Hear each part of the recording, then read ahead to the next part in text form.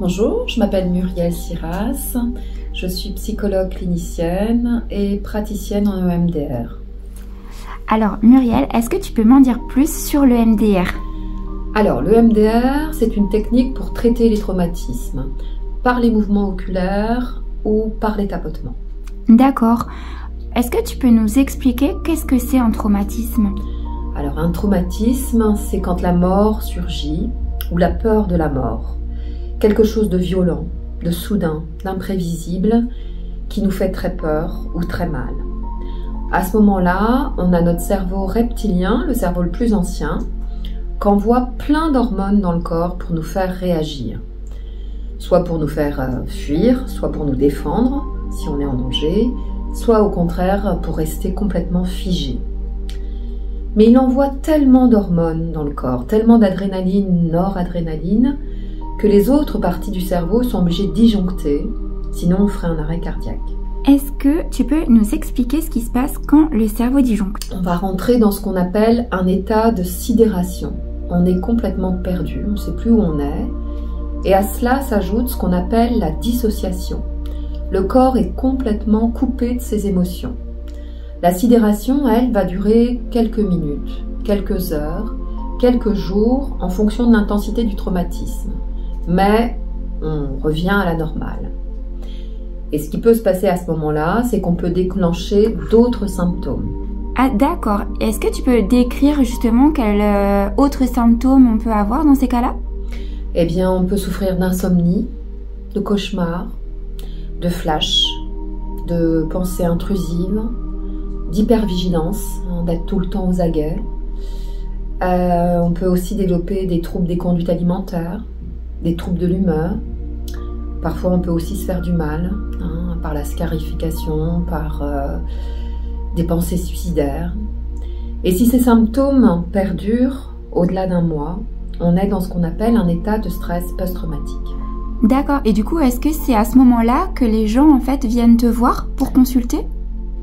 Alors, souvent, je dirais, parce que ça devient tellement invalidant dans le quotidien, ça devient tellement porteur de souffrance pour eux qu'ils se sentent vraiment dans l'obligation à ce moment-là de venir consulter. Mais parce qu'à ce moment-là, effectivement, le MDR peut agir, puisqu'il s'agit de traiter la scène traumatique pour la replacer là où elle doit être, c'est-à-dire dans la zone des souvenirs. Mais parfois, l'être humain a une telle capacité d'adaptation qu'il va poursuivre son chemin et qu'il va continuer en s'engageant à fond dans le travail, dans les études, dans les apprentissages, dans une relation amoureuse, dans une vie de famille, etc.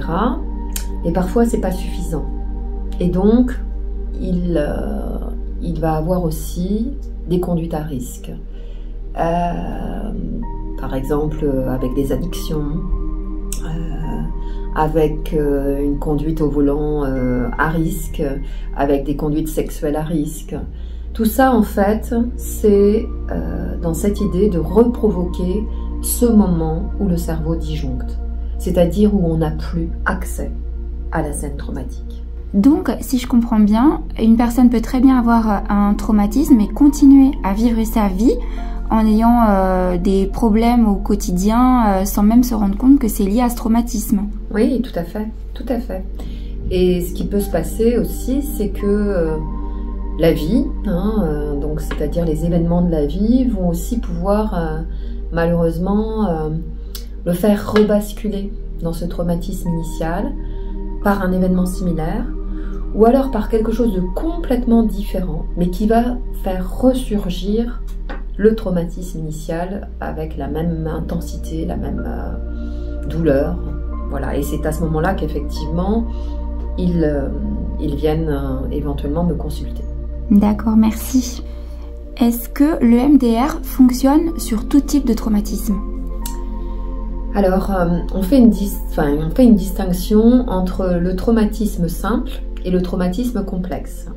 Un traumatisme simple, c'est quelque chose qui surgit comme ça, survient dans la vie d'un individu, quelque chose comme ça complètement isolé, qui peut avoir une grande intensité, hein. Ça peut être un accident de la route, ça peut être un attentat, ça peut être une catastrophe naturelle, mais qui ne fait pas écho à d'autres choses vécues dans la vie de cette personne.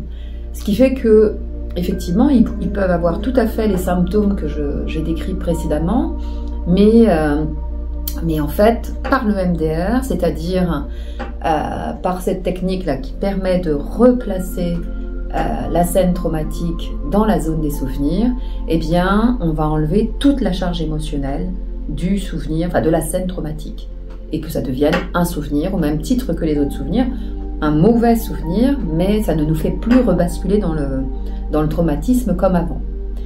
Et puis, il y a un autre type de traumatisme, donc c'est les traumatismes complexes.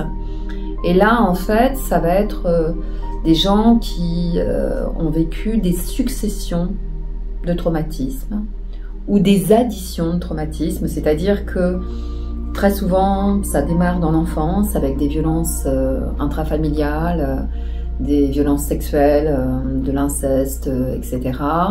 Et puis, dans la vie adulte, ça peut aussi se manifester par d'autres types de violences ou les mêmes types de violences.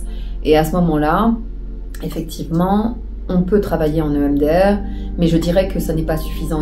On doit aussi associer d'autres types de psychothérapie pour travailler sur ce type de trauma complexe. Et peut-être que dans le deuxième cas, en cas de traumatisme complexe, le traitement serait plus long?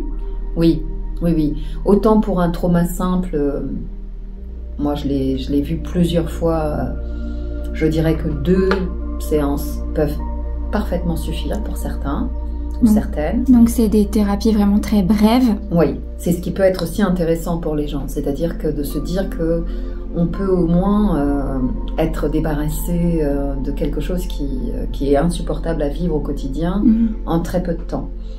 Pour les traumas complexes, on est sur des psychothérapies beaucoup plus longues. D'accord. Beaucoup plus longues. Merci. Mais qui en valent le coup. Tout à fait, tout à fait.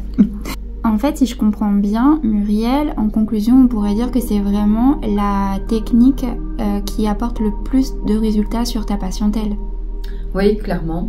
Ce sont d'ailleurs la plupart du temps, ce sont les raisons qui conduisent mes patients à venir me rencontrer.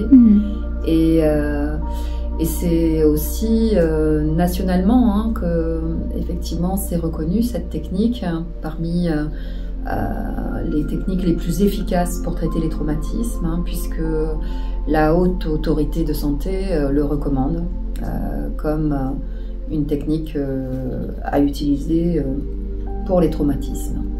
Donc voilà. D'accord. Bon en tout cas merci de toutes ces informations très enrichissantes. Merci beaucoup Anaïs.